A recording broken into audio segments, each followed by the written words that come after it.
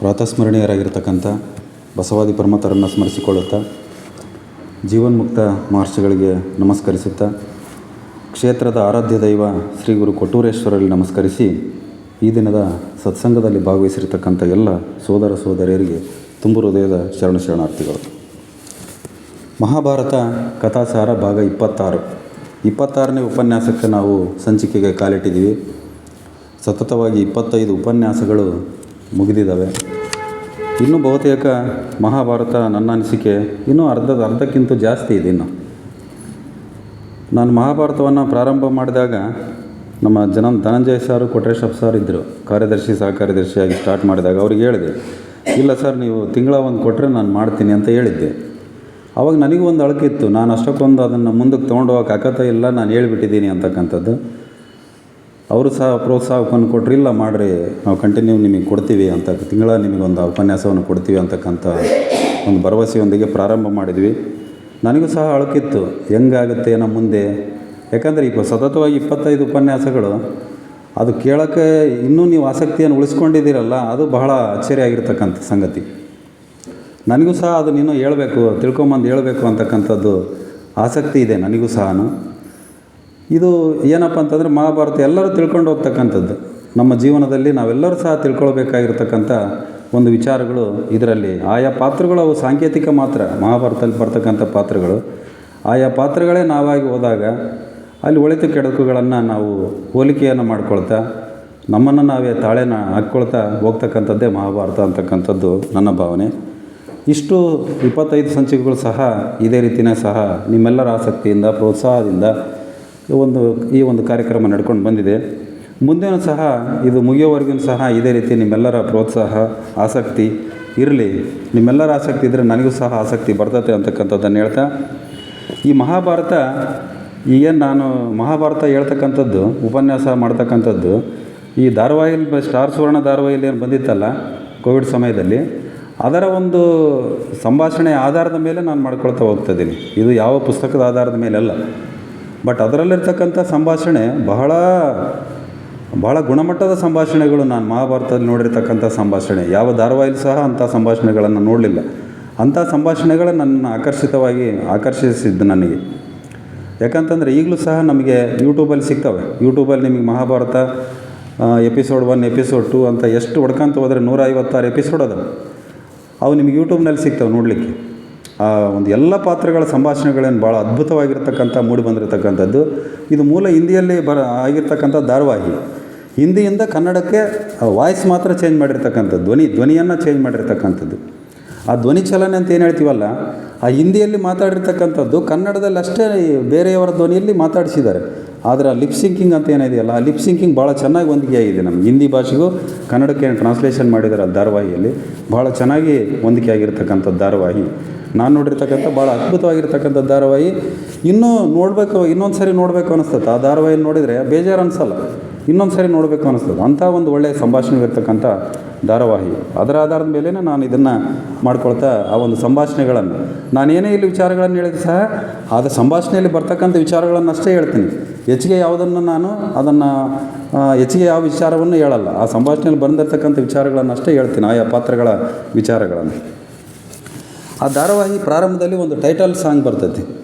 ಅದನ್ನು ನಾನು ಪ್ರಾರಂಭದಲ್ಲಿ 1ನೇ ಸಂಚಿಕೆಯಲ್ಲಿ ಹೇಳಿದ್ದೆ.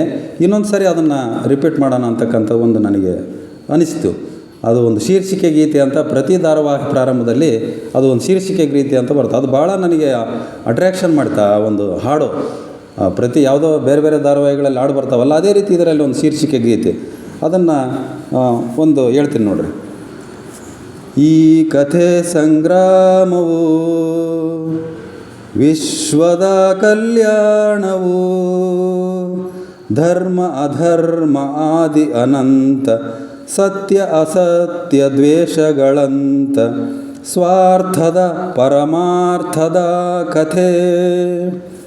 ಶಕ್ತಿಯಿದು ಭಕ್ತಿಯಿದು, ಜನ್ಮಗಳ ಮುಕ್ತಿಯಿದು, ಜೀವನದ ಸಂಪೂರ್ಣ ಸಾರವಿದು. ಯುಗ ಯುಗದ ಕಣಕಣದಿ, ಸೃಷ್ಟಿಯ ದರ್ಪಣದಿ, ವೇದಗಳ ಪಾಠ ಅಪಾರವು. ಧರ್ಮದ ಚರಿತ್ರೆ ಇದು, ದೇವರ ಭಾಷೆ ಇದು, ದಾಳಗಳ ಇತಿಹಾಸದ ಪ್ರಮಾಣವಿದು. ಕೃಷ್ಣನ ಮಹಿಮೆ ಇದು, ಗೀತೆಯ ಗರಿಮೆ ಇದು, ಗ್ರಂಥಗಳ ಗ್ರಂಥವಿದು ಶ್ರೇಷ್ಠವು. ಮಹಾಭಾರತ ಮಹಾಭಾರತ ಮಹಾಭಾರತ, ಇದು ಶೀರ್ಷಿಕೆ ಗೀತೆ. ಎಂಥ ಸಂಗೀತ ಜ್ಞಾನ ಇಲ್ಲದವ್ರನ್ನ ಸಹ ಆಕರ್ಷಿಸ್ತಕ್ಕಂಥ ಒಂದು ಗೀತೆ ಇದು. ಪ್ರಾರಂಭದಲ್ಲೇ ಬರ್ತಕ್ಕಂಥ ಗೀತೆ. ಈ ಗೀತೆ ಸ್ಟಾರ್ಟ್ ಆತಂದರೆ ಎಲ್ಲರೂ ಬಂದು ಆ ಧಾರಾವಾಹಿ ಮುಂದೆ ಕುತ್ಕೊಂಡ್ಬಿಡ್ಬೇಕು. ಅಂಥ ಒಂದು ಆಕರ್ಷಣೀಯವಾಗಿರ್ತಕ್ಕಂಥ ಅರ್ಥಬದ್ಧವಾಗಿರ್ತಕ್ಕಂಥ ಒಂದು ಗೀತೆ ಇದು. ನೋಡಿರಿ, ಈ ಕತೆ ಇಡೀ ಮಹಾಭಾರತವನ್ನು ಈ ಒಂದು ಸುಮಾರು ಒಂದು 10 ಲೈನ್ ಇದೆ. ಈ 10 ಲೈನಿನ ಒಂದು ಹಾಡಿನಲ್ಲಿ ಕ್ರೋಢೀಕರಿಸಿದ್ದಾರೆ. ಈ ಕಥೆಯ ಸಂಗ್ರಾಮವು, ಈ ಮಹಾಭಾರತದ ಕಥೆ ಏನೈತಲ್ಲ, ಇದು ಒಂದು ಯುದ್ಧದ ಕಥೆ. ಇದು ಮೊದಲಿಂದನೂ ಒಂದು ಯುದ್ಧದ ಕಥೆ ಇದು. ಆದರೆ ಆ ಯುದ್ಧದಲ್ಲೇ ವಿಶ್ವದ ಕಲ್ಯಾಣ ಐತೆ ಅಂತ ಹೇಳ್ತಾನೆ. ಆ ಯುದ್ಧದಲ್ಲೇ ಆ ಒಂದು ವಿಶ್ವದ ಕಲ್ಯಾಣ ಇದೆ. ಈ ಒಂದು ಕಥೆಯಲ್ಲಿ ಧರ್ಮ ಇದೆ, ಅಧರ್ಮ ಇದೆ.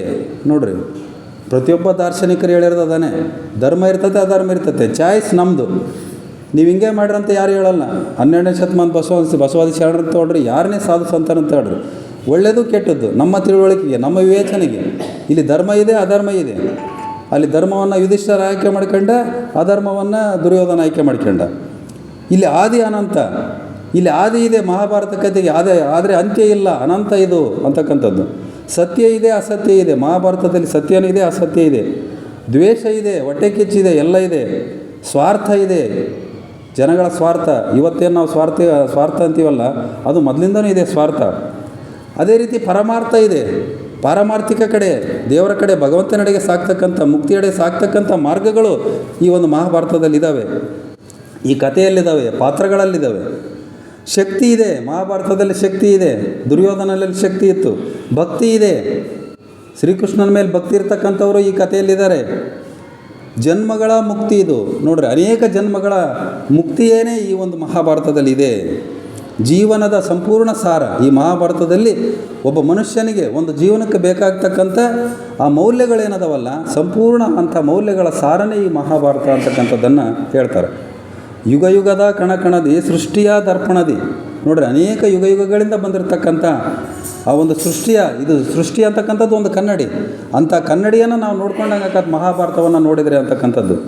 ವೇದಗಳ ಪಾಠ, ಏನು 4 ವೇದಗಳಂತ ಏನು ಹೇಳ್ತೀವಲ್ಲ, ಆ 4 ವೇದಗಳು ಇದರಲ್ಲಿದ್ದಾವೆ. ನೀವು ಮಹಾಭಾರತ ಒಂದು ಓದಿಬಿಟ್ರೆ ಆ 4 ವೇದಗಳು ಸಹ ಅದರಲ್ಲಿದ್ದಾವೆ. ಅಂದರೆ ಎಲ್ಲ ಸಹ ಮೌಲ್ಯಗಳು ಅದಾವೆ ಅಂತಕ್ಕಂಥದ್ದು. ಧರ್ಮದ ಚರಿತ್ರೆ ಇದು, ಧರ್ಮದ ಚರಿತ್ರೆ. ದೇವರ ಭಾಷೆ ಇದು, ದೇವರೇ ಭಾಷೆಯನ್ನು ಕೊಟ್ಟಿದ್ದಾನೆ ಅಂತಕ್ಕಂಥದ್ದು. ದಾಳಗಳ ಇತಿಹಾಸದ ಪ್ರಮಾಣವಿದು.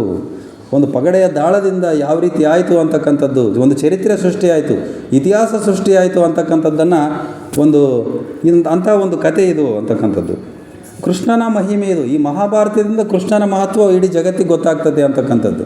ಕೃಷ್ಣನ ಮಹತ್ವ, ಒಬ್ಬ ಸಾಮಾನ್ಯ ಮನುಷ್ಯನಾಗಿ ಕೃಷ್ಣ ಭಗವಂತನಾಗಿ ಹೇಗೆ ಬೆಳೆದ ಅಂತಕ್ಕಂಥದ್ದು ಈ ಚರಿತ್ರೆಯಲ್ಲಿ ಇದೆ. ಗೀತೆಯ ಗರಿಮೆ ಇದು. ಗೀತೆ ಅಂತಂದರೆ ಭಗವದ್ಗೀತೆ ಅಂತ ಏನು ಹೇಳಿ ಸಾರ್ ಹೇಳಿದ್ರಲ್ಲ, ಕರಿಯಪ್ಪ ಸಾರು. ಭಗವದ್ಗೀತೆ, ಗೀತಾಸಾರ ಅಂತ ಇದೆ, ಮುಂದೆ ಹೇಳ್ತೀನಿ ಅದು. ಆ ಗೀತೆಯ ಮಹಿಮೆ ಈ ಒಂದು ಮಹಾಭಾರತದಲ್ಲಿದೆ. ಆ ಗೀತಾಸಾರ ಅಂತ ಒಂದು 8-10 ಲೈನ್ ಇದ್ದಾವೆ. ಅವನ್ನು ನಮ್ಮ ಜೀವನದಲ್ಲಿ ಅಳಿಸ್ಕೊಂಡಿದ್ದಾಗಿದ್ದರೆ ನಮಗೆ ಇನ್ನೇನು ಬೇಡ. ಪಾರಮಾರ್ಥಿಕ ಲೋಕಕ್ಕೆ, ಆ ಒಂದು ಲೌಕಿಕ ಜೀವನದಲ್ಲಿ ಒಳ್ಳೆಯ ರೀತಿಯಿಂದ ಉತ್ತಮವಾಗಿ ಜೀವನ ಮಾಡಲಿಕ್ಕೆ ಅವೇ ಸಾಕು ಅಂತಕ್ಕಂಥದ್ದು. ಗ್ರಂಥಗಳ ಗ್ರಂಥವಿದು. ಇದು ಬರೇ ಗ್ರಂಥ ಅಲ್ಲ, ಮಹಾನ್ ಗ್ರಂಥ, ಮೇರು ಗ್ರಂಥ, ದೊಡ್ಡ ಗ್ರಂಥ ಇದು. ಗ್ರಂಥಗಳಿಗೆ ಗ್ರಂಥ ಇದು ಅಂತಕ್ಕಂಥದ್ದು ಮಹಾಭಾರತ. ಅಂಥ ಮಹಾಭಾರತದ ಆ ಒಂದು ಟೈಟಲ್ ಸಾಂಗ್ ಆದಮೇಲೆ ಕೆಳಗಡೆ ಕೆಲವು ಲೈನ್ ಬರ್ತಾಯಿದ್ವು. ಅದರಲ್ಲಿ ನೋಡ್ರಿ ಎಂಥ ಅರ್ಥಗರ್ಭಿತ ಲೈನ್ಗಳು ಅಂತಂದರೆ, ಮಹಾಭಾರತ ಶಾಸ್ತ್ರಗಳ ಶಾಸ್ತ್ರ. ಇಲ್ಲಿ ಶಾಸ್ತ್ರ ಅಂತಂದರೆ ದೊಡ್ಡ ಗ್ರಂಥ ಅಂತಕ್ಕಂಥದ್ದು. ಇದು ಗ್ರಂಥಗಳ ಗ್ರಂಥ, ಕಾವ್ಯಗಳ ಕಾವ್ಯ. ಯಾಕಂದರೆ ಮೂಲ ಮಹಾಭಾರತ ಬರೆದದ್ದು ಕಾವ್ಯದ ರೂಪದಲ್ಲಿ, ಹಳೆಗನ್ನಡದಲ್ಲಿ ಕಾವ್ಯ ರೂಪದಲ್ಲಿ ಇರ್ತಕ್ಕಂಥದ್ದು ಈ ಮಹಾಭಾರತ. ಈಗ ನಾವೆಲ್ಲ ಗದ್ಯ ರೂಪದಲ್ಲಿ ಅದನ್ನು ಸಂಗ್ರಹ ಮಾಡಿ ಬರೆದಿಟ್ಟಿದ್ದಾರೆ, ಅದನ್ನು ಓದ್ತಾ ಇದ್ದೀವಿ ನಾವು.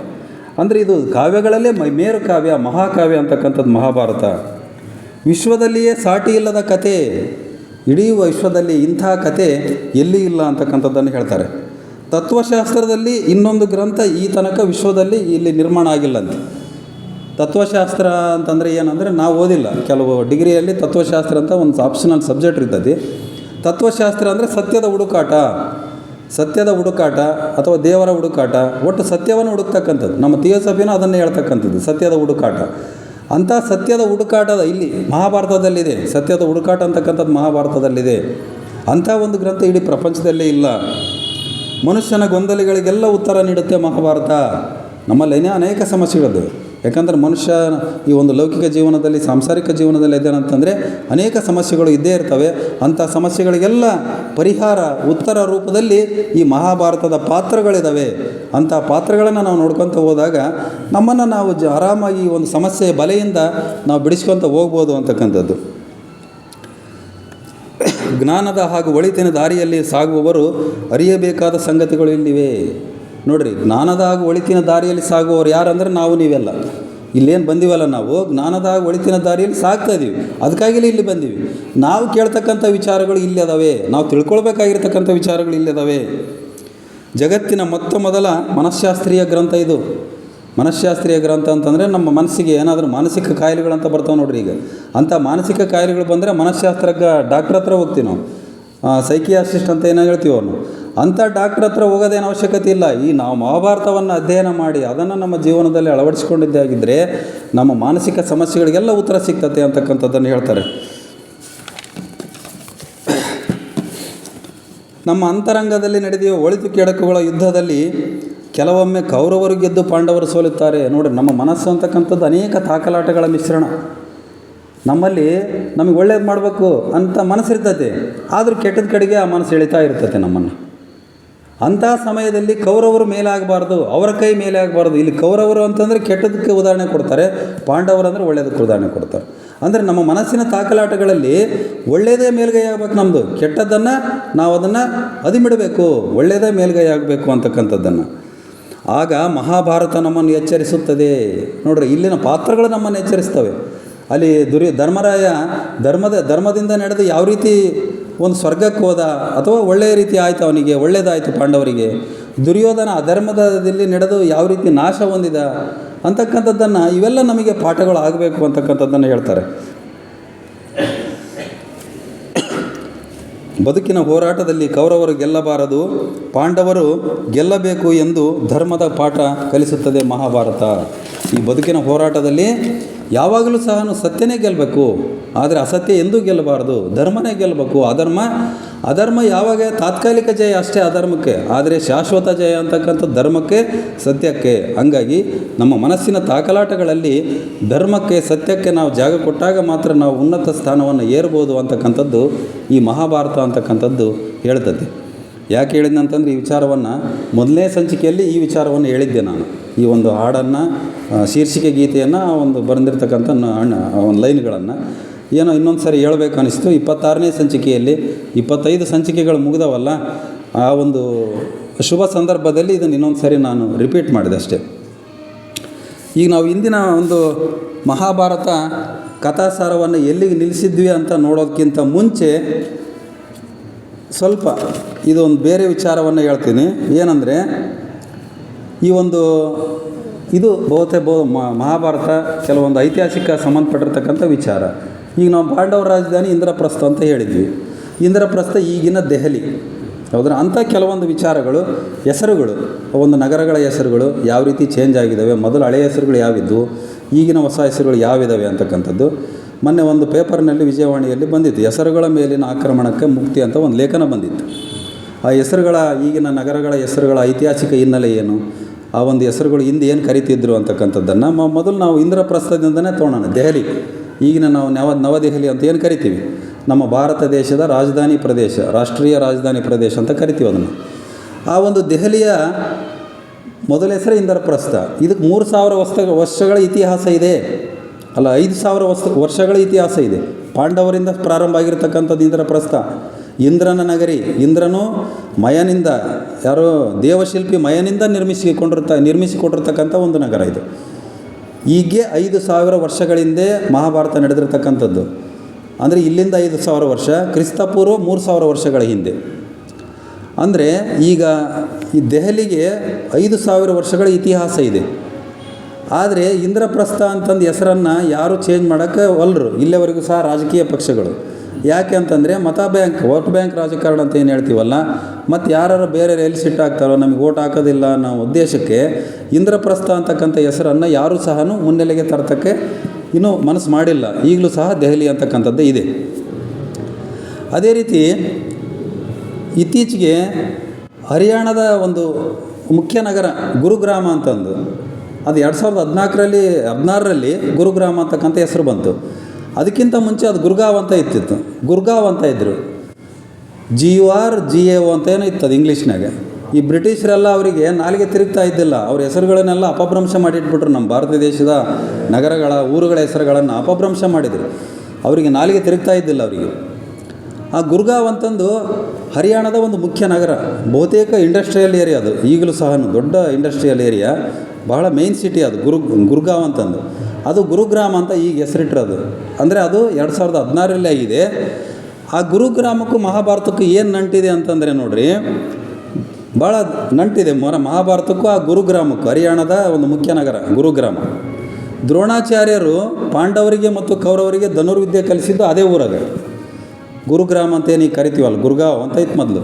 ಆ ಗುರುಗ್ರಾಮದಲ್ಲೇ ವಿದ್ಯೆಯನ್ನು ಕಲಿಸಿರ್ತಕ್ಕಂಥದ್ದು. ಅದೇ ರೀತಿ ಏಕಲವ್ಯನು ಸಹ ಅಲ್ಲಿಗೆ ಬಂದು ಅವನು ಕೇಳ್ತಾನಲ್ಲ, ಅವನು ಗುರು ಯಾವುದು ಧನುರ್ವಿದ್ಯೆ ಕೇಳ್ತಾನೆ ಕಲ್ಸೋಕ್ಕೆ. ಆದರೆ ಇವ್ರು ಕಲ್ಸೋಕ್ಕೆ ಒಪ್ಪಲ್ಲ ಅವನಿಗೆ. ಆಮೇಲೆ ಅವನ ಹತ್ರ ಅವನು ಕಲ್ತ ಮೇಲೆ ಗುರುದಕ್ಷಿಣೆಯನ್ನೇನು ಇಸ್ಕೊತಾರಲ್ಲ, ಹೆಬ್ಬೆರಳನ್ನು, ಏಕಲವ್ಯನಿಂದ ಹೆಬ್ಬೆರಳನ್ನು ಇಸ್ಕೊಳ್ತಾನಲ್ಲ, ಅದೇ ಊರಿನಲ್ಲಿ ಅವರು ಏಕಲವ್ಯನ ಹೆಬ್ಬೆರಳನ್ನು ಇಸ್ಕೊಂಡಿದ್ದು, ಕಟ್ ಮಾಡಿಸ್ಕೊಂಡಿದ್ದು. ಎಲ್ಲಿ? ಗುರುಗ್ರಾಮದಲ್ಲಿ, ಹರಿಯಾಣದ.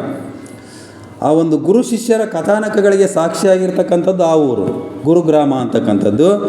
ಆ ಗುರುಗ್ರಾಮದಲ್ಲಿ ಈಗಲೂ ಸಹ ಏಕಲವ್ಯನ ಒಂದು ಪುರಾತನ ದೇಗುಲ ಐತಂತೆ. ಗುರುಗ್ರಾಮದಲ್ಲಿ ಭಾಳ ಪ್ರಸಿದ್ಧವಾಗಿರ್ತಕ್ಕಂಥ ಏಕಲವ್ಯನ ದೇವಸ್ಥಾನ ಇದೆ. ದಿನ ಸಹ ಪೂಜೆ ಮಾಡ್ತಾರೆ ಅಲ್ಲಿ ಅಂತ. ಇದು ಮಹಾಭಾರತಕ್ಕೆ ಸಂಬಂಧಪಟ್ಟಂತಕ್ಕಂಥ ಇವೆರಡು ವಿಚಾರಗಳು. ಇನ್ನು ಬೇರೆ ಕಲ್ಕತ್ತಾ, ಪಶ್ಚಿಮ ಬಂಗಾಳದ ಒಂದು ರಾಜಧಾನಿ. ಅದು ಮೊದಲು ಕಲ್ಕತ್ತಾ ಅಂತ ಐತಿ, ಕೋಲ್ಕತ್ತಾ ಅಂತ ಮಾಡಿದ್ದಾರೆ. ಅದರ ಮೂಲ ಹೆಸರು ಕಾಳಿಘಾಟ್ ಅಂತಕ್ಕಂಥದ್ದು. ಅದರ ಮೂಲ ಹೆಸರು ಕಾಳಿಘಾಟ್. ಕಾಳಿಘಾಟ್ ಅಂತಂದರೆ ಕಾಳಿಯ ಒಂದು ಸ್ಥಳ. ಇಲ್ಲಿ ಕಾಳಿ ಅಂತಂದರೆ ದೇವಿಯ ಒಂದು ಉಗ್ರ ರೂಪ ಅಂತ ಕರಿತೀವಿ ನಾವು. ಕಾಳಿ ಬಹುತೇಕ ಉತ್ತರ ಭಾರತದಲ್ಲಿ ಕಾಳಿಯನ್ನು ಆರಾಧನೆ ಮಾಡ್ತಾರೆ. ಉತ್ತರ ಭಾರತದಲ್ಲಿ, ನಮ್ಮ ದಕ್ಷಿಣ ಭಾರತದಲ್ಲಿ ಸೌಮ್ಯ ರೂಪವನ್ನು, ದೇವಿಯ ಸೌಮ್ಯ ರೂಪವನ್ನು ಆರಾಧನೆ ಮಾಡ್ತಾರೆ ನಮ್ಮ ದಕ್ಷಿಣ ಭಾರತದಲ್ಲಿ. ಉತ್ತರ ಭಾರತದಲ್ಲಿ ಬಹುತೇಕ ಕಾಳಿಯ ಉಗ್ರ ರೂಪಗಳನ್ನು ಆರಾಧನೆ ಮಾಡ್ತಕ್ಕಂಥ ಜನಗಳು. ಅದು ಕಾಳಿಘಾಟ್ ಅಂತಂದರೆ ಒಂದು ಕಾಳಿಯ ಒಂದು ಸ್ಥಳ ಅಂತಕ್ಕಂಥದ್ದು. ಆ ಕಲ್ಕತ್ತಾ ಏನಾಗಿತ್ತು ಅಂದರೆ ಮೊದಲು ದೇಶದ 51 ಶಕ್ತಿಪೀಠಗಳಲ್ಲಿ ಅದು ಒಂದಂತೆ. ಕಾಳಿಯ 51 ಶಕ್ತಿಪೀಠಗಳು ನಮ್ಮ ಭಾರತ ದೇಶದಲ್ಲಿ ಇದಾವಂತೆ. ಅಂಥ ಒಂದು ಶಕ್ತಿಪೀಠಗಳಲ್ಲಿ ಅದು ಕಲ್ಕತ್ತಾ ಒಂದು. ಅದನ್ನು ಕಾಳಿಘಾಟ್ ಅಂತಲೇ ಮೊದಲು ಕರಿತಾ ಇದ್ದರು. ಆದರೆ ಅದನ್ನು ಮೊದಲು ಕಲ್ಕಟ್ಟ ಅಂತ ಈ ಬ್ರಿಟಿಷರು ಕರೆದ್ರು. ನಂತರ ಕೋಲ್ಕತ್ತಾ ಅಂತ ಆಯಿತು. ಆದರೆ ಕಾಳಿಘಾಟ್ ಅಂತ ಹೆಸರಿಡಬೇಕು ಕೋಲ್ಕತ್ತಾಕ್ಕೆ ಅಂತಕ್ಕಂಥದ್ದು ಅನೇಕ ಜನರ ಈಗ ಬೇಡಿಕೆ ಆಗಿದೆ ಅಂತಕ್ಕಂಥದ್ದು. ಅದೇ ರೀತಿ ಶಿಮ್ಲಾ, ಹಿಮಾಚಲ ಪ್ರದೇಶ. ಇದು ಹಿಮಾಚಲ ಪ್ರದೇಶದ ಒಂದು ನಗರ ಶಿಮ್ಲಾ ಅಂತಕ್ಕಂಥದ್ದು. ಇದು ಶಿಮ್ಲಾದ ಹಿಂದಿನ ಹೆಸರು ಏನು, ಹಳೆಯ ಐತಿಹಾಸಿಕ ಹೆಸರು ಅಂತಂದರೆ ಶ್ಯಾಮಲಾ ಅಂತಿದು. ಶ್ಯಾಮಲಾ ದೇವಿಯ ದೇವಸ್ಥಾನ ಇದೆ ಆ ನಗರದಲ್ಲಿ. ಅಂದರೆ ಶ್ಯಾಮಲಾ ಅಂತಂದರೆ ಆ ಒಂದು ಶ್ಯಾಮಲಾ ದೇವಿ ಅಂತಂದರೆ ಅದು ಒಂದು ದೇವಿಯ ಒಂದು ಸೌಮ್ಯ ರೂಪ, ದೇವಿಯ ಸೌಮ್ಯ ರೂಪ. ಹಿಮಾಚಲ ಪ್ರದೇಶದಲ್ಲಿ ಶ್ಯಾಮಲಾ. ಅದನ್ನು ಈಗ ಶ್ಯಾಮಲಾ ಅಂತಕ್ಕಂಥದ್ದನ್ನು ಇಡಬೇಕು ಅಂತಕ್ಕಂಥದ್ದನ್ನು ಈಗ ಬೇಡಿಕೆ ಕೇಳಿ ಬರ್ತಾ ಇದೆ ಅಲ್ಲಿ ಹಿಮಾಚಲ ಪ್ರದೇಶದಲ್ಲಿ. ಅನೇಕ ಐತಿಹಾಸಿಕ ಹೆಸರುಗಳು ತಿರುಚಿಬಿಟ್ಟಿದ್ದಾರೆ ಬ್ರಿಟಿಷರು. ಅದನ್ನೇ ನಾವು ಮುಂದುವರಿಸ್ಕೊಂಡು ಹೋಗ್ತಾ ಇದ್ದೀವಿ ಈಗ. ಅದೇ ರೀತಿ ಇನ್ನೊಂದು ಹೆಸರು ನೋಡಿದ್ರೆ ಆದರೆ ಗುಜರಾತ್ನಲ್ಲಿ ಅಹಮದಾಬಾದ್ ಅಂತ ಇದೆ. ಈಗಲೂ ಸಹ ಅಹಮದಾಬಾದ್ ಅಂತಕ್ಕಂಥದ್ದು ಹೆಸರದು. ಆದರೆ ಅದರ ಹಿಂದಿನ ಹೆಸರು ಏನಂತಂದರೆ ಕರ್ಣಾವತಿ ಅಂತಕ್ಕಂಥದ್ದು. ಕರ್ಣಾವತಿ ಏನು, ಅದರ ಒಂದು ಐತಿಹಾಸಿಕ ಹಿನ್ನೆಲೆ ಏನು ಅಂತಂದು ನೋಡೋದಾದರೆ, ಆ ಹಿಂದಿನ ಕಾಲದಲ್ಲಿ ಬ್ರಿಟಿಷರು ಬರೋದಕ್ಕಿಂತ ಪೂರ್ವದಲ್ಲಿ ಮೇವಾರ ಅಂತಕ್ಕಂಥ ಒಂದು ಸಂಸ್ಥಾನ ಇತ್ತಲ್ಲಿ ಗುಜರಾತ್ನಲ್ಲಿ. ಆ ಮೇವಾರದ ಒಬ್ಬ ರಾಣಾ ಸಂಗ್ರಾಮ್ ಸಿಂಗ್ ಅಂತಕ್ಕಂಥ ಒಬ್ಬ ರಾಜ. ಅವನು ಏನಾಗಿದ್ದ ಅಂತಂದರೆ ಅವನು ಮದ್ಯ ಮತ್ತು ಮಾನಿನಿಯರ ದಾಸಿ ಆಗಿಬಿಟ್ಟಿದ್ದ ಅವನು, ಆ ರಾಜ. ಈಗ ಹೆಂಡ್ತಿ ಕರ್ಣಾವತಿ, ಆ ಒಂದು ರಾಣಾ ಸಂಗ್ರಾಮ್ ಸಿಂಗನ ಹೆಂಡ್ತಿ ಕರ್ಣಾವತಿ. ಆ ಒಂದು ವೈರಿಗಳು ಇವರ ರಾಜ್ಯ ಮೇಲೆ ದಾಳಿ ಮಾಡಿದಾಗ ಆಕೆ ಹೆಂಡ್ತಿ ಕರ್ಣಾವತಿ ವೈರಿಗಳ ಜೊತೆಗೆ ತಾನೇ ವೀರಭೂಮಿಯಲ್ಲಿ ಹೋರಾಡ್ತಾಳೆ. ವೀರಭೂಮಿಯಲ್ಲಿ ಹೋರಾಡಿ ತಾನು ಸಾಯ್ತಾಳೆ. ಹಂಗಾಗಿ ಆಕೆಯ ಒಂದು ಸ್ಮರಣೆಯಲ್ಲಿ ಆ ಒಂದು ನಗರವನ್ನು ಕರ್ಣಾವತಿ ಅಂತಂದು ನಗರ ಹೆಸರಿಟ್ಟಿದ್ದರು. ಅದನ್ನೀಗ ಅಹಮದಾಬಾದನ್ನು ಕರ್ಣಾವತಿ ಅಂತಕ್ಕಂಥವನ್ನು ಹೆಸರು ಇಡಬೇಕು ಅಂತಕ್ಕಂಥದ್ದು ಈಗ ಜನಗಳ ಬೇಡಿಕೆಯಾಗಿದೆ ಅಲ್ಲಿ ಗುಜರಾತ್ನಲ್ಲಿ. ಅದೇ ರೀತಿ ಉತ್ತರ ಪ್ರದೇಶದಲ್ಲಿ ಅಲಹಾಬಾದ್ ಅಂತ ಇತ್ತು, ಅದನ್ನು ಪ್ರಯಾಗ್ರಾಜ್ ಅಂತ ಮಾಡಿದ್ದಾರೆ ಈಗ ಆಲ್ರೆಡಿ. ಬಿ ಜೆ ಪಿ ಸರ್ಕಾರ ಬಂದ ಮೇಲೆ 2019ರಲ್ಲಿ ಯೋಗಿ ಆದಿತ್ಯನಾಥ್ ಮುಖ್ಯಮಂತ್ರಿ ಆದಮೇಲೆ ಪ್ರಯಾಗ್ರಾಜ್ ಅಂತ ಮಾಡಿದ್ದಾರೆ. ಇಲ್ಲಿ ಪ್ರಯಾಗ್ರಾಜ್ ಅಂತಂದರೆ ಬಹುತೇಕ ಇದು ಮೊದಲು ಅಲಹಾಬಾದ್ ಅಂತ ಇತ್ತು ಹೆಸರು. ಅಲಹಾಬಾದ್ ಅಂದರೆ ಅಲ್ಲಾನಿಂದ ನಿರ್ಮಿತ ನಗರ ಅಂತ ಇದು. ಅಲಹಾಬಾದ್ ಅಂದರೆ ಅಲ್ಲಾನಿಂದ ನಿರ್ಮಿತ ನಗರ. ಬಹುತೇಕ ನಮ್ಮಲ್ಲಿ ಮುಸ್ಲಿಮರು ಆಡಳಿತ ನಡೆಸಿದಾಗ ಆ ಒಂದು ಹೆಸರುಗಳು ಬಂದಿರತಕ್ಕಂಥದ್ದು. ಅದನ್ನು ಪ್ರಯಾಗ್ರಾಜ್ ಅಂತ ಮಾಡಿದ್ರಲ್ಲಿ 2019ರಲ್ಲಿ. ಈ ಪ್ರಯಾಗ್ರಾಜ್ನ ಮಹಿಮೆ ಏನಂತಂದರೆ ನಾವು ಬಹುತೇಕ ಈ ವರ್ಷದ ಜನವರಿಯಲ್ಲಿ ನೋಡಿದ್ವಿ ಕುಂಭಮೇಳದಲ್ಲಿ. 2025 ಜನವರಿ ತಿಂಗಳಲ್ಲಿ ನಡೀತು. ಅದು ಯಾವುದಪ್ಪ ಅಂತಂದರೆ ಮಹಾಕುಂಭಮೇಳ. ಎಷ್ಟು ವರ್ಷಕ್ಕೊಂದು ಸರಿ ನಡೆಯೋದು? 144 ವರ್ಷಕ್ಕೊಂದು ಸರಿ ನಡೀತಕ್ಕಂಥದ್ದು ನಡೀತು ಸರ್. 12 ವರ್ಷಕ್ಕೊಂದು ಸರಿ ಇಲ್ಲಿ ಪ್ರಯಾಗ್ರಾಜ್ನ ಕಾಮನ ನಡೀತದೆ ಸರ್. 12 ವರ್ಷಕ್ಕೊಂದು ಸರಿ ಕುಂಭಮೇಳ. 12 ವರ್ಷ 12 ಆದಾಗ ನಡೀತಕ್ಕಂಥದ್ದು ಮಹಾಕುಂಭಮೇಳ. 12 ವರ್ಷ 12 ಆದಾಗ 144 ವರ್ಷ ಆಗಿತ್ತು 2025 ಜನವರಿಗೆ. ಮಹಾಕುಂಭಮೇಳ ಅವಾಗ ನಡೀತಕ್ಕಂಥದ್ದು ಅದು ಪ್ರಯಾಗ್ರಾಜ್ನಲ್ಲಿ. ಅದು ಪ್ರಯಾಗ್ರಾಜರ ಒಂದು ಐತಿಹಾಸಿಕ ಹಿನ್ನೆಲೆ ಏನಂತಂದರೆ ಅಲ್ಲಿ ತ್ರಿವೇಣಿ ಸಂಗಮ ಅಂತ ಕರಿತೀವಿ ನಾವು. ಬಹುತೇಕ ಹೋಗಿದ್ರು ಅನಿಸುತ್ತೆ. ಇಲ್ಲಿ ಯಾರಾದರೂ ಕುಂಭಮೇಳಕ್ಕೆ ಹೋಗಿದ್ರೆ? ಇಲ್ಲಿ ಇಲ್ಲ. ಕೊಟ್ಟೂರಿಂದನೂ ಸಾಕಷ್ಟು ಜನ ಹೋಗಿ ಬಂದರು ಕುಂಭಮೇಳಕ್ಕೆ. ಅಲ್ಲಿ ತ್ರಿವೇಣಿ ಸಂಗಮ ಅಂತಂದು ಗಂಗಾ, ಯಮುನಾ, ಸರಸ್ವತಿ ನದಿ, ಆ 3 ನದಿ ಕೂಡ್ತವೆ ಅಂತಕ್ಕಂಥದ್ದನ್ನು ಹೇಳ್ತಾರೆ. ನಾವು ನೋಡಿಲ್ಲ ಕುಂಭಮೇಳವನ್ನು. ಅಲ್ಲಿ ಗಂಗಾ ನದಿ, ಯಮುನಾ ನದಿ ನೈಜವಾಗಿ ಕೂಡ್ತಕ್ಕಂಥ 2 ನದಿ. ಆದರೆ ಸರಸ್ವತಿ ನದಿ ಅಂತಕ್ಕಂಥದ್ದು ಗುಪ್ತಗಾಮಿನಿ ಅಂತ ಹೇಳ್ತಾರೆ ಅಲ್ಲಿ. ಆದರೆ ಅದು ನಮ್ಮ ಕಣ್ಣಿಗೆ ಕಾಣಲ್ಲ, ಗುಪ್ತವಾಗಿ ಅದು ಐಕ್ಯ ಆಗ್ತದೆ ಆ ನದಿ ಅಂತಕ್ಕಂಥದ್ದನ್ನು ಹೇಳ್ತಾರೆ. ಅದು ಒಂದು ನಂಬಿಕೆ. ಗಂಗಾ, ಯಮುನಾ ಮತ್ತು ಸರಸ್ವತಿ ನದಿಗಳ ಒಂದು ತ್ರಿವೇಣಿ ಸಂಗಮ ಸ್ಥಳ ಈ ಒಂದು ಪ್ರಯಾಗ್ರಾಜ್ ಅಂತಕ್ಕಂಥದ್ದು. ಅಲ್ಲಿ ಮಹಾಕುಂಭಮೇಳ ನಡೀತಕ್ಕಂಥದ್ದು. ಕುಂಭಮೇಳ 12 ವರ್ಷಕ್ಕೊಂದು ಸರಿ, ಮಹಾಕುಂಭಮೇಳ 144 ವರ್ಷಕ್ಕೊಂದು ಸರಿ ನಡೀತಕ್ಕಂಥದ್ದು ಮಹಾಕುಂಭಮೇಳ. ಅದು ಮೊನ್ನೆ ಜನವರಿಯಲ್ಲಿ ನಡೆದಿರ್ತಕ್ಕಂಥದ್ದು. ಅದನ್ನು ಪ್ರಯಾಗ್ರಾಜ್ ಅಂತ ಹೆಸರಿಟ್ಟಿದ್ದಾರೆ, ಏನು ತೊಂದರೆ ಏನಿಲ್ಲ. ನೆಕ್ಸ್ಟು ಮಹಾರಾಷ್ಟ್ರದಲ್ಲಿ ಔರಂಗಾಬಾದ್ ಅಂತ ಇದೆ. ಅದನ್ನೀಗ 2023ರಲ್ಲಿ ಛತ್ರಪತಿ ಸಂಭಾಜಿನಗರ ಅಂತ ಇಟ್ಟಿದ್ದಾರೆ. ಅದು BJP ಶಿವಸೇನೆ ಸರ್ಕಾರ ಬಂದ ನಂತರ. ಇಲ್ಲಿ ಔರಂಗಾಬಾದ್ ಅಂತ ಯಾಕೆ ಬಂತು ಅಂತಂದರೆ, ಔರಂಗಜೇಬ್ ಅಂತ ಒಬ್ಬ ಮುಸ್ಲಿಂ ದೊರೆ ಇದ್ನಲ್ಲ, ಅವನು ಕೊನೆಯ ಕಾಲವನ್ನು ಆ ನಗರದಲ್ಲೇ ಕಳೆದಂತೆ. ಹಂಗಾಗಿ ಔರಂಗಜೇಬ್ ಅಂತ ಹೆಸರಿಟ್ಟರು ಮುಸ್ಲಿಮರು. ಇತ್ತೀಚೆಗೆ ಬಂದಿರತಕ್ಕಂಥ ಸರ್ಕಾರಗಳು ಛತ್ರಪತಿ ಸಂಭಾಜಿನಗರ ಅಂತಕ್ಕಂಥದ್ದು, ಅಂದರೆ ಶಿವಾಜಿಯ ಮಗ ಸಂಭಾಜಿ, ದೊಡ್ಡ ಮಗ ಸಂಭಾಜಿ, ಅವನ ಹೆಸರನ್ನು ಆ ಒಂದು ಇದಕ್ಕೆ ಇಟ್ಟಿದ್ದಾರೆ. ಅದೇ ರೀತಿ ಸ್ವಾತಂತ್ರ್ಯ ನಂತರ ಕೆಲವೊಂದು ಹೆಸರುಗಳು ಬದಲಾದವು. ಆ ಹೆಸರುಗಳು ಯಾವ್ಯಾವ ಅಂತ ಸ್ವಲ್ಪ ನೋಡೋಣ. ಉತ್ತರ ಪ್ರದೇಶದಲ್ಲಿ ಕ್ವಾನ್ಪುರ ಅಂತಕ್ಕಂಥದ್ದು ಇತ್ತು, ಅದನ್ನ ಕಾನ್ಪುರ ಅಂತಕ್ಕಂಥದ್ದನ್ನು ಮಾಡಿದರು. ಆನಂತರ ಕೇರಳದಲ್ಲಿ ಕ್ಯಾಲಿಕಟ್ ಅಂತ ಇತ್ತು. ನಾನು ಹೇಳಿದ್ನಲ್ಲ ಬ್ರಿಟಿಷರಿಗೆ ನಾಲಿಗೆ ತಿರುಗಲ್ಲ ಅಂತಂದು ಕ್ಯಾಲಿಕಟ್ ಅಂತ ಇದ್ರು, ಅದನ್ನ ಅದು ಕೋಜಿಕೋಡ್ ಅಂತಕ್ಕಂಥದ್ದನ್ನು ಮಾಡಿದರು ಕೇರಳದಲ್ಲಿ. ಕೋಜಿಕೋಡು, ಕಲ್ಲಿಕೋಟೆ, ಅದನ್ನೇ ಕೋಜಿಕೋಡ್ ಅಂತ ಮಾಡಿದ್ದಾರೆ ಈಗ. ಕ್ಯಾಲಿಕಟ್ ಅನ್ನೋದೇ ಕ್ಯಾಲಿಕೋಟೆ, ಕೋಜಿಕೋಡ್. ಗೋವಾದಲ್ಲಿ ಪಂಜಿಮ್ ಅಂತ ಇತ್ತು, ಅದನ್ನು ಪಣಜಿ ಅಂತ ಮಾಡಿದರು. ಅದೇ ರೀತಿ ಗುಜರಾತ್ನಲ್ಲಿ ಬರೋಡಾ ಅಂತ ಇತ್ತು, ಅದನ್ನು ವಡೋದರ ಅಂತ ಮಾಡಿದ್ದಾರೆ. ಆ ವಡೋದರದಲ್ಲಿ ಇರಬೇಕು ಯಾರ್ದು, ಸರ್ದಾರ್ ವಲ್ಲಭಾಯ್ ಪಟೇಲ್, ನರ್ಮದಾ ನದಿ. ಮಹಾರಾಷ್ಟ್ರದಲ್ಲಿ ಪೂನಾವನ್ನು ಪುಣೆಯನ್ನಾಗಿ ಮಾಡಿದರು. ಪುಣೆ PUNE ಅಂತ ಬರಿತೀವಿ ಈಗ ನಾವು ಪುಣೆಯನ್ನು.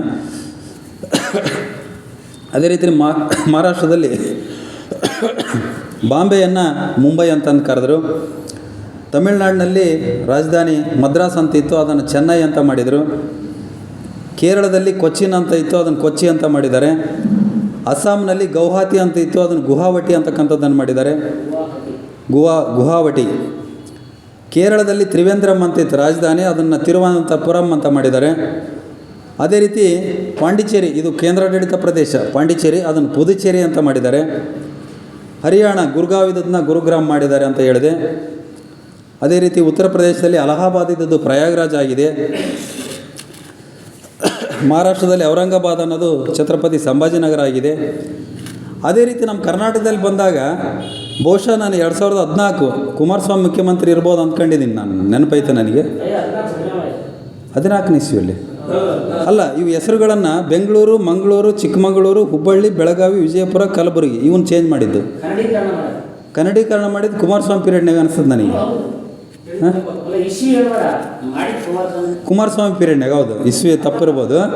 ಕುಮಾರಸ್ವಾಮಿ ಪೀರಿಯಡ್ನಾಗೆ ಇವೆಲ್ಲವು ಬ್ಯಾಂಗ್ಳೂರು ಅಂತಿತ್ತು, ಬೆಂಗಳೂರು ಮಾಡಿದರು. ಈಗ ನಾವು ಹೆಂಗೆ ಹೇಳ್ತೀವಿ ಹಂಗೆ ಬರಿಬೇಕು ಇಂಗ್ಲೀಷ್ನಾಗ ಕೂಡ. ಮ್ಯಾಂಗ್ಳೂರು ಅಂತಿತ್ತು, ಮಂಗಳೂರು ಮಾಡಿದರು. ಚಿಕ್ಕ ಮ್ಯಾಂಗ್ಳೂರು ಅಂತಿತ್ತು, ಚಿಕ್ಕ ಮಗಳೂರು ಅಂತ ಮಾಡಿದರು. ಹುಬ್ಬಳ್ಳಿ ಅಂತ ಬರೀತಿದ್ವಿ, HUBLI, ಈಗ ಹುಬ್ಬಳ್ಳಿ ಅಂತ ಬರಿಬೇಕು ಈಗ ನಾವು. ಅದೇ ರೀತಿ ಬೆಳಗಾಂ ಅಂತಿತ್ತು, ಬೆಳಗಾವಿ ಅಂತಕ್ಕಂಥದ್ದು ಬರಿಬೇಕೀಗ. ಬಿಜಾಪುರ ಅನ್ನೋದು ವಿಜಯಪುರ ಆಯಿತು, ಹೊಸಪೇಟೆ ಆಯಿತು, ಗುಲ್ಬರ್ಗದ ಕಲಬುರಗಿ ಆಯಿತು. ಇದೇ ರೀತಿ ಅನೇಕ ಹೆಸರುಗಳನ್ನು ಕುಮಾರಸ್ವಾಮಿ ಪೀರಿಯಡ್ನಾಗ ಮಾಡಿದರು ನನಗೆ ನೆನಪಿದ್ದಂಗೆ. ಅದೇ ರೀತಿ ಆಂಧ್ರದಲ್ಲಿ ನಾವು ಸಿದ್ದಣ್ಮೇಶ್ ನಾವು ಬಳ್ಳಾರಿ ತಾಲೂಕಿನಾಗ ನೌಕರಿ ಮಾಡೋಕ್ಕಾರೆ ನಗ್ತಿದ್ವಿ ನಾವು. ಕಡಪ ಅಂತ ಒಂದು ಡಿಸ್ಟಿಕ್ ಇದೆ, ಅದು ಇಂಗ್ಲೀಷ್ನಾಗ ಏನಂದರೆ CUDDA PP ಅಂತ ಬರೀಬೇಕು, ಕುಡ್ಡಪ್ಪ ಅಂತ ಆಗ್ತಿತ್ತು. ಭಾಳ ನಗ್ತಿದ್ವಿ ನಾವು ಅದು ನೋಡಿ. ಅದನ್ನ ಇಂಗ್ಲೀಷ್ನಾಗ CUDDA PP ಅಂತ ಬರೀತಿದ್ರು, ಕುಡ್ಡಪ್ಪ ಅಂತ ಆಗ್ತಾಯಿತ್ತು. ಕಡಪನ ಇದೇನಪ್ಪ ಇದು ಹೇಳೋದಕ್ಕೆ ಇದಕ್ಕೆ ವ್ಯತ್ಯಾಸ ಇದೆ, ಸಾಮ್ಯತೆಯೇ ಇಲ್ಲಲ್ಲ ಅಂತಕ್ಕಂಥದ್ದು. ಆ ಕಡಪ ಡಿಸ್ಟಿಕ್ಕನ್ನು ಏನು ಮಾಡಿದ, YS ರಾಜಶೇಖರ ರೆಡ್ಡಿ ಮಗ ಜಗನ್ಮೋಹನ್ ರೆಡ್ಡಿ ಮುಖ್ಯಮಂತ್ರಿ ಆದಾಗ YSR ನಗರ ಅಂತಲೇ ಮಾಡಿದ ನನ್ನ ಹೆಸರಿಗೆ. ಕಡಪ ಡಿಸ್ಟಿಕ್ಕನ್ನು YSR ನಗರ ಅಂತ ಮಾಡಿದ ನಾವು. ನೋಡ್ರಿ ರಾಜಕೀಯದವ್ರು ಬಂದಾಗ ಹೆಂಗೆ ಚೇಂಜ್ ಮಾಡ್ತಾರೆ ಅಂತಕ್ಕಂಥದ್ದನ್ನು. ಅದೇ ರೀತಿ ಯಾವುದು ಉತ್ತರ ಪ್ರದೇಶದಾಗ ಮಾಯಾವತಿ ಮುಖ್ಯಮಂತ್ರಿ ಇದ್ದಾಗ BSP ಬಹುಜನ ಸಮಾಜ ಪಕ್ಷದ ನಾಯಕಿಯಾಗಿ ಅವರ BSP ಮೂಲ ಸ್ಥಾಪಕ ಕಾಂಶಿರಾಮ್ ಅಂತಕ್ಕಂಥ ಒಬ್ಬ ನೇತಾರ. ಆ ಕಾಸ್ಗಂಜ್ ಅಂತ ಒಬ್ಬ ಜಿಲ್ಲೆ, ಕಾಸ್ಗಂಜ್ ಅಂತಕ್ಕಂಥದ್ದು, ಅದನ್ನು ಕಾಂಶಿರಾಮ್ ನಗರ ಅಂತ ಮಾಡಿದ್ಲು ಆಕೆ ಮಾಯಾವತಿ. ಅದಾದ ನಂತರ ಆಕೆ ಸರ್ಕಾರ ಹೋಯಿತು. ಮತ್ತು ಅಖಿಲೇಶ್ ಯಾದವ್ ಬಂದ, SP ಸಮಾಜವಾದಿ ಪಕ್ಷದ ಅಖಿಲೇಶ್ ಯಾದವ್ ಬಂದಾಗ ಮತ್ತೆ ಉಲ್ಟಾ ಮಾಡಿದವನು, ಅದನ್ನೇ ಕಾಸ್ಗಂಜ್ ಅಂತ ಮಾಡಿದವನು. ಅಂದರೆ ಈ ಒಂದು ಹೆಸರುಗಳು ಹೆಂಗೆ ರಾಜಕೀಯದವ್ರ ಕೈಯ ಸಿಕ್ಕ ಮತ್ತೆ ಚೇಂಜ್ ಆಗ್ತವೆ ಅಂತಕ್ಕಂಥದ್ದನ್ನು. ಇನ್ನೂ ನೋಡ್ರಿ, ಇನ್ನೂ ಅನೇಕ ಹೆಸರುಗಳು ಇನ್ನೂ ಮಾಡಿಲ್ಲ ಸರ್. ನೆಕ್ಸ್ಟ್ ಅದು ಬೇಡಿಕೆ ಇದೆ, ಹೈದರಾಬಾದಿಗೆ ಭಾಗ್ಯನಗರ ಮಾಡಬೇಕಂತ ಬೇಡಿಕೆ ಇದೆ. ಅದೇ ರೀತಿ ಉಸ್ಮಾನಾಬಾದ್, ಮಹಾರಾಷ್ಟ್ರದಲ್ಲಿರ್ತಕ್ಕಂಥ ಉಸ್ಮಾನಾಬಾದ್ನ ಧಾರಾಶಿವ ಅಂತ ಮಾಡಬೇಕಂತಕ್ಕಂಥದ್ದು ಬೇಡಿಕೆ ಇದೆ. ಅದೇ ರೀತಿ ಪಶ್ಚಿಮ ಬಂಗಾಳದಲ್ಲಿ ಡಾರ್ಜಿಲಿಂಗ್ ಅಂತ ಇದೆ, ಅದು ಪ್ರಸಿದ್ಧ ಗಿರಿಧಾಮ ಅಂದರೆ ಬೇಸಿಗೆಯಲ್ಲಿ ಭಾಳ ವಾತಾವರಣ ತಂಪಾಗಿರ್ತಕ್ಕಂಥದ್ದನ್ನ ಗಿರಿಧಾಮ ಅಂತ ಕರಿತೀವಿ ನಾವು. ಆ ಡಾರ್ಜಿಲಿಂಗ್ನ ದುರ್ಜಯಲಿಂಗ ಅಂತ ಮಾಡಬೇಕಂತ, ಅದು ಒಂದು ಐತಿಹಾಸಿಕ ಸ್ಥಳ, ದುರ್ಜಯಲಿಂಗ ಅಂತಕ್ಕಂಥದ್ದು, ಅದು ಒಂದು ಬೇಡಿಕೆ. ಅದೇ ರೀತಿ ಉತ್ತರಾಖಂಡದಲ್ಲಿ ಡೆಹ್ರಾಡೂನ್ ಅಂತ ಇದೆ, ಅದನ್ನು ದ್ರೋಣಧಾರ ಅಂತಕ್ಕಂಥ ಮಾಡಬೇಕಂತಕ್ಕಂಥ ಬೇಡಿಕೆ ಇದೆ. ಅದೇ ರೀತಿ ಉತ್ತರ ಪ್ರದೇಶದಲ್ಲಿ ಅಲಿಗಢ ಯೂನಿವರ್ಸಿಟಿ ಅಂತ ಕೇಳಿದ್ವಿ ನಾವು, ಅದನ್ನು ರಾಮ್ಘರ ಅಂತಕ್ಕಂಥ ಹೆಸರನ್ನು ಚೇಂಜ್ ಮಾಡಬೇಕಂತಕ್ಕಂಥ ಬೇಡಿಕೆ ಇದೆ. ಅದೇ ರೀತಿ ತೆಲಂಗಾಣದಲ್ಲಿ ಮೆಹಬೂಬ್ ನಗರ ಅಂತ ಇದೆ, ಅದನ್ನು ಪಾರಾಮೂರ್ ಅಂತಕ್ಕಂಥ ಹೆಸರನ್ನು ಚೇಂಜ್ ಮಾಡ್ತಕ್ಕಂಥ ಬೇಡಿಕೆ ಇದೆ. ಅದೇ ರೀತಿ ಬಿಹಾರದಲ್ಲಿ ಬಿಹಾರದ ರಾಜಧಾನಿ ಪಾಟ್ನಾ, ಅದನ್ನು ಪಟಲಿಪುತ್ರ ಅಂತಕ್ಕಂಥ ಹೆಸರನ್ನು ಚೇಂಜ್ ಮಾಡಬೇಕಂತಕ್ಕಂಥ ಬೇಡಿಕೆ ಇದೆ. ಅದೇ ರೀತಿ ಮಹಾರಾಷ್ಟ್ರದಲ್ಲಿ ದೌಲತಾಬಾದ್ ಅಂತ ಇದೆ, ಅದನ್ನು ದೇವಗಿರಿ, ಅದು ಐತಿಹಾಸಿಕವಾಗಿ ಹಿಂದೆ ದೇವಗಿರಿ ಅಂತ ಹೆಸರಿತ್ತು, ಅದು ಆ ದೇವಗಿರಿ ಅಂತಕ್ಕಂಥ ಹೆಸರನ್ನು ಮತ್ತೆ ಮುನ್ನೆಲೆಗೆ ತರಬೇಕಂತಕ್ಕಂಥದ್ದು ಇದೆ. ಅದೇ ರೀತಿ ನಮ್ಮ ಕರ್ನಾಟಕದಲ್ಲಿ ಬಂದಾಗ ಬೀದರ್ ಡಿಸ್ಟಿಕ್ ಹುಮನಾಬಾದ್ಗೆ ಜಯಸಿಂಗ್ಪುರ ಅಂತಕ್ಕಂಥ ಹೆಸರನ್ನು ಇಡಬೇಕು ಅಂತಕ್ಕಂಥ ಬೇಡಿಕೆ ಇದೆ. ಇಷ್ಟು ಅನೇಕ ಹೆಸರುಗಳನ್ನು, ಇದು ಭಾಳ ಏನೋ ಒಂದು ಆಸಕ್ತಿ ಇಂಟ್ರೆಸ್ಟ್ ಇತ್ತು ನನಗೆ. ಇದೊಂದು ಲೇಖನ ಬಂದಾಗ ಓದಿದೆ, ಅದನ್ನು ಸ್ವಲ್ಪ ಪಾಯಿಂಟ್ ಔಟ್ ಮಾಡ್ಕೊಂಡೆ. ಇದನ್ನು ಸ್ವಲ್ಪ ವಿಚಾರಗಳನ್ನು, ಯಾಕಂದರೆ ಕೆಲವೊಂದು ವಿಚಾರಗಳು ಇತಿಹಾಸಕ್ಕೆ ಸಂಬಂಧಪಡ್ತವೆ ಅನ್ನೋ ಒಂದು ವಿಚಾರಕ್ಕೆ ಈ ಒಂದು ವಿಚಾರಗಳನ್ನು ಇಷ್ಟು ಹೇಳಿದೆ.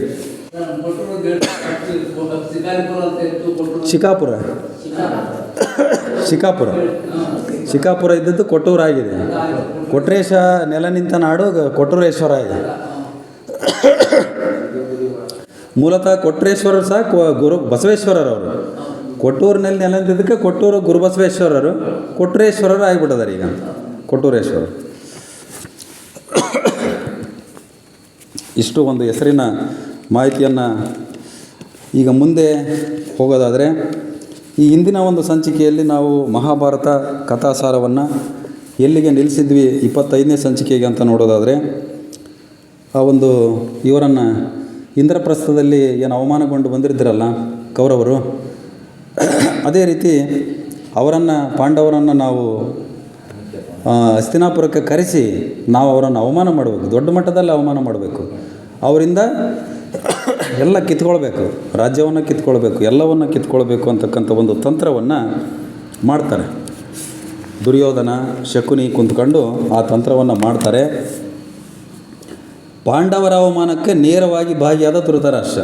ನೋಡ್ರಿ, ಇವನು ಇಷ್ಟು ದಿವಸ ಪರೋಕ್ಷವಾಗಿ ಬೆಂಬಲ ಕೊಡ್ತಾ ಇದ್ದ ಮಗನಿಗೆ ಕೆಟ್ಟ ಕೆಲಸಕ್ಕೆ. ಆದರೆ ಈ ಸರಿ ಏನು ಮಾಡ್ತಾನೆ, ಆ ಒಂದು ಮಗನ ಒಂದು ಅವಮಾನ ಆಗಿಬಿಡ್ತಂತ ಎಲ್ಲ ಹೇಳ್ತಾರಲ್ಲ, ಮೊದಲೇ ಕಣ್ಣಿಲ್ಲ ಅವನಿಗೇನು ಗೊತ್ತಾಗಲ್ಲ, ನಂಬಿಬಿಡ್ತಾನೆ ಅವನು. ಅವನಿಗೆ ಮಗ ಅಂತಂದರೆ ಅವನಿಗೆ ಕೆತ್ತ ಮಗ ಅಂತಂದರೆ ಪ್ರೀತಿ ಜಾಸ್ತಿನೇ. ತನ್ನ ಮಗನೇ ಚೆನ್ನಾಗಿರಬೇಕು, ತನ್ನ ಮಗನೇ ಮೇಲೆ ಇರಬೇಕು ಅಂತಕ್ಕಂಥ ಒಂದು ಆಸೆ. ಹಂಗಾಗಿ ಇಂದ್ರಪ್ರಸ್ಥದಲ್ಲಿ ಆಗಿರ್ತಕ್ಕಂಥ ಅವಮಾನವನ್ನು ಬಗೆ ಬಗೆಯಾಗಿ ಬಣ್ಣಿಸಿ ಹೇಳ್ಬಿಡ್ತಾರಲ್ಲ, ಅವನು ಅವಾಗ ನೇರವಾಗಿ ಭಾಗಿಯಾಗ್ತಾನೆ ಧೃತರಾಷ್ಟ್ರ. ಇಲ್ಲಿವರೆಗೂ ಅವನು ನೇರವಾಗಿ ಪಾಂಡವರ ವಿರುದ್ಧ ಭಾಗಿಯಾಗಿದ್ದಿಲ್ಲ ಕುತಂತ್ರಕ್ಕೆ. ಈಗ ಧೃತರಾಷ್ಟ್ರ ನೇರವಾಗಿ ಭಾಗಿಯಾಗ್ತಾನೆ.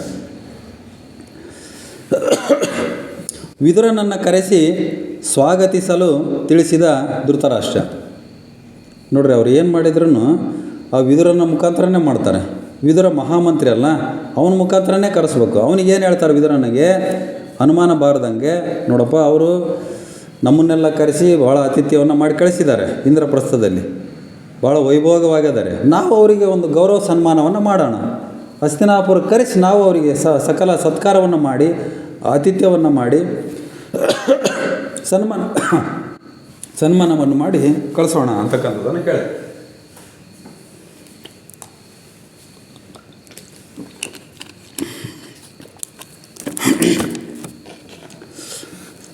ಅದಕ್ಕೆ ಅವನನ್ನೇ ದೂತನನ್ನಾಗಿ ಕಳಿಸ್ತಾರೆ ವಿದುರನನ್ನು. ನಂತರ ಅವಮಾನಿಸಲು ಯೋಚನೆ. ಅವ್ರನ್ನ ಕರೆಸ್ಬೇಕು, ಫಸ್ಟು ಒಳ್ಳೆ ರೀತಿಯಿಂದ ಕರೆಸ್ಕೋಬೇಕು. ಕರೆಸಿ ಅವ್ರಿಗೆ ಸನ್ಮಾನ ಮಾಡ್ತೀವಿ ಅಂತಲೇ ಕರೆಸ್ಬೇಕು. ಆ ನಂತರ ಅವ್ರಿಗೆ ಅವಮಾನ ಮಾಡಬೇಕು. ವಿಶೇಷವಾಗಿ ಅವರಿಗೆ ಕಂಡಿದ್ದು ದ್ರೌಪದಿಯನ್ನು ಅವಮಾನ ಮಾಡಬೇಕು. ಯಾಕಂದರೆ ಇಂದ್ರಪ್ರಸ್ಥದಲ್ಲಿ ರಾಜ್ಯಸಭೆಯಲ್ಲಿ ಶಸ್ತ್ರಗಳನ್ನು ಕಿತ್ಕೊಂಡಿದ್ದಾಳೆ ಆಕೆ. ನಮ್ಮ ಶಸ್ತ್ರಗಳನ್ನು ಕಿತ್ಕೊಂಡಿದ್ದಾಳೆ. ಆಕೆಯ ವಸ್ತ್ರವನ್ನು ನಮ್ಮ ರಾಜ್ಯಸಭೆಯಲ್ಲಿ ಕಿತ್ಕೊಳ್ಬೇಕು ನಾವು. ಇದು ಅವರ ಮುಖ್ಯವಾಗಿರ್ತಕ್ಕಂಥ ಉದ್ದೇಶ.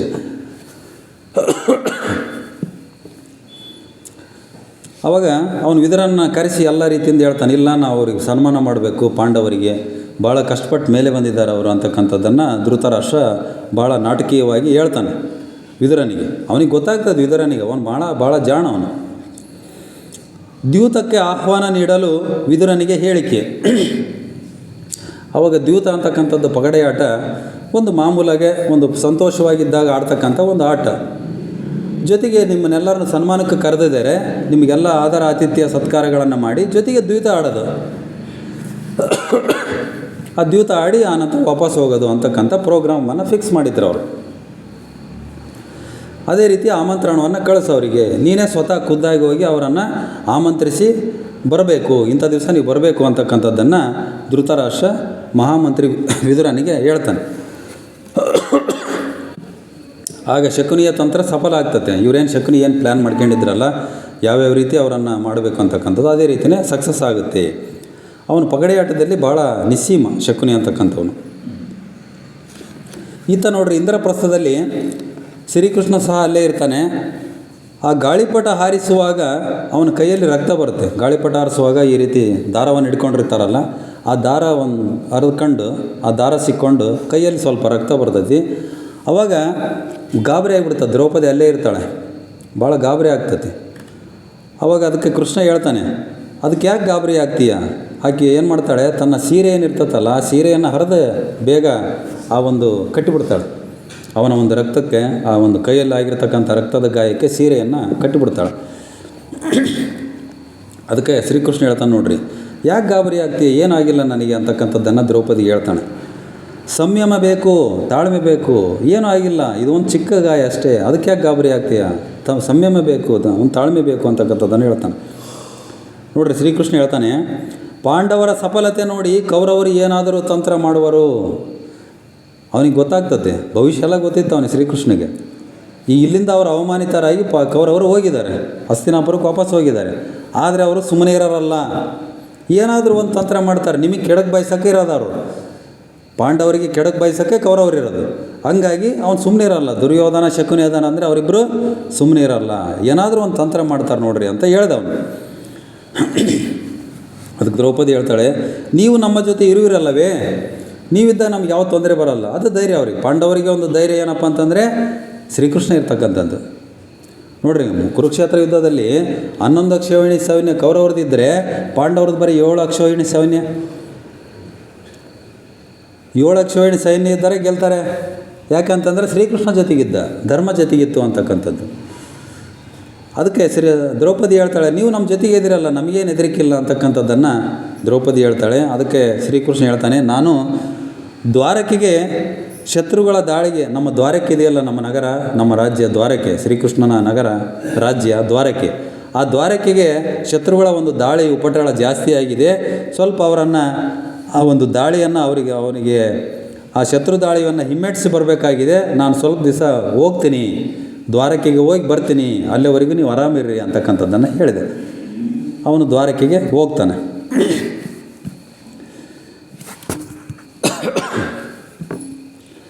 ಗರ್ಭಿಣಿ ಸುಭದ್ರೆ ಪಗಡೆಯಾಡುತ್ತಿದ್ದಾಳೆ.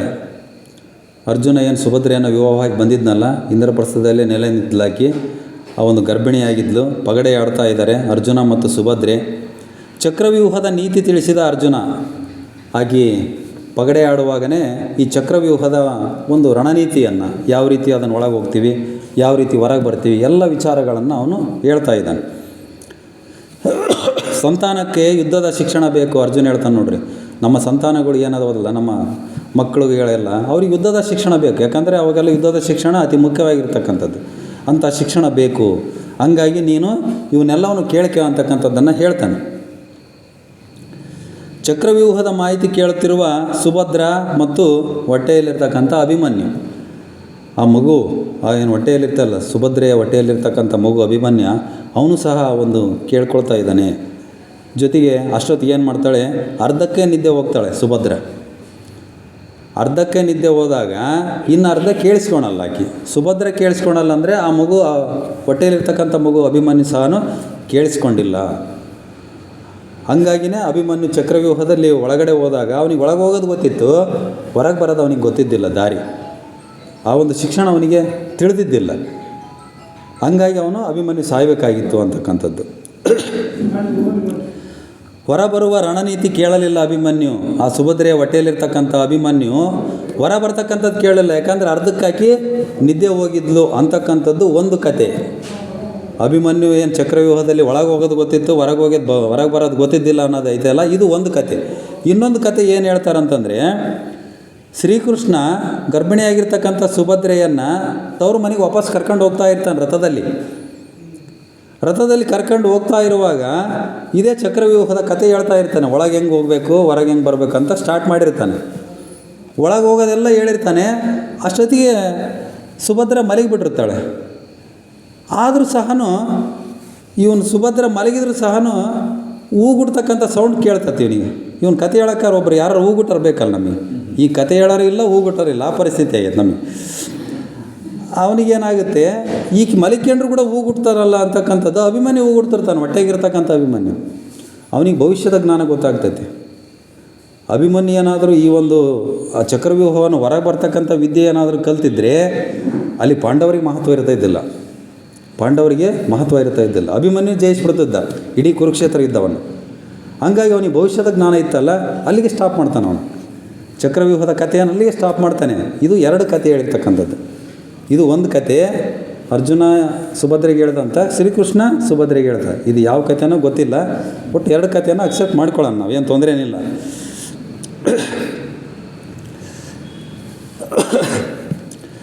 ಇತ್ತ ವಿದುರನ ಆಗಮನ ಇಂದ್ರಪ್ರಸ್ಥಕ್ಕೆ. ವಿದುರ ಧೃತರಾಷ್ಟ್ರನ ಒಂದು ಆಹ್ವಾನದ ಮೇರೆಗೆ ಆಮಂತ್ರಣವನ್ನು ತೆಗೆದುಕೊಂಡು ಇಂದ್ರಪ್ರಸ್ಥಕ್ಕೆ ಬರ್ತಾನೆ.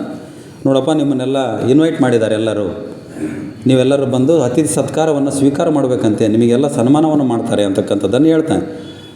ಜೊತೆಗೆ ಹೇಳ್ತಾನೆ ನೋಡ್ರಿ, ಆಮಂತ್ರಣ ಸ್ವೀಕರಿಸದಂತೆ ಪಾಂಡವರಿಗೆ ಸಲಹೆ. ಅವನಿಗೆ ಗೊತ್ತಿರ್ತತಿ ಇದೇನೋ ಕೆಟ್ಟದ್ದಾಕತ್ತೆ ಅಂತಂದು. ಕೌರವರು ಸುಮ್ಮನೆ ಕರೆಯಾರಲ್ಲಿ ಇವರು, ಸುಮ್ಮನೆ ಸನ್ಮಾನ ಮಾಡಾರಲ್ಲಿ ಇವರು. ಜೊತೆಗೆ ಏನೋ ಒಂದು ಇಟ್ಕೊಂಡಿರ್ತಾರೆ ಇವರು, ಅವಮಾನ ಮಾಡೋಕ್ಕೆ ಅಥವಾ ಏನೋ ಕೆಟ್ಟದ್ದು ಮಾಡೋಕ್ಕೆ ಇಟ್ಕೊಂಡಿರ್ತಾರೆ. ಅದಕ್ಕೆ ಸೂಕ್ಷ್ಮವಾಗಿ ಹೇಳ್ತಾನೆ ಅವನು ವಿದುರ, ನಾನು ಕರೆಯೋಕ್ಕೆ ಬಂದಿದ್ದೀನಿ, ಬಟ್ ನೀವು ಒಪ್ಪಿಗೆ ಬೇಡ್ರಿ, ಒಪ್ಪಿಕೊಂಡಿರ್ತಾನೆ ಬರೋದು, ನೀವು ಒಪ್ಪಿಗೆ ಬೇಡ್ರಿ ಅಂತ ಹೇಳ್ತಾನೆ ಅವನು. ಯಾಕಂದ್ರೆ ಅವನು ಭಾಳ ಪಾಂಡವರ ಹಿತೈಷಿ ಅವನು. ನೋಡ್ರಿ, ಅವನು ಹೇಳ್ತಾನೆ, ನಿಮಗಾಗಿ ಉತ್ಸವ ಸತ್ಕಾರ ಏರ್ಪಡಿಸಿದ್ದಾರೆ. ಉತ್ಸವ ಅಂತಂದರೆ ಮೆರವಣಿಗೆ ಮಾಡೋದು.